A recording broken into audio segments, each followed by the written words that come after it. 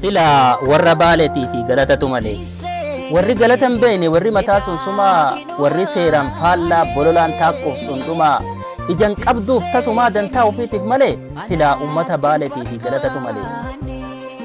Paarkiin gaarreen Baalee kan inni jalqabe bara 1962tti Baaleetu tikfatee jabeessee eeggatee beeksise addunyaatti imaanaa dabarsee abbarraa ilmatti ifaajee qaamarraa hanga aarsaa lubbuutti hanga ibiddaan keessa gubachuutti ofirraan qusanne kunoo hanga irraati. Har'a gidirfamee dubbiin ta'uu faallaa mirga isaatiif dhiibamee dhidhiitamuu caalaa silaa warra Baaleetii fi galatatu mala.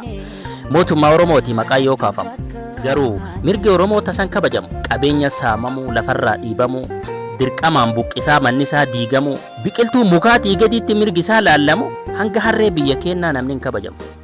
Lammii biyya biraatti nurra kabajama dirqamaan nurraa saamamee Suudaaniif liqeeffama baqataan biyya biraa kabajaan nyaachifama keenya lafa isaatu giddiin irraa kaafama keenya rakkoon dachaadha dhaloonni baruuf dirqama mana barnootaa dhabnaan gaaddisa barsiifama kaan manni irraa diigamnaan bokkaan alattumama inni kaan rakkoo nageenyaaf bahee galuuf rakkama akka bofaa dhaanamee dirree irratti ajjeeffama.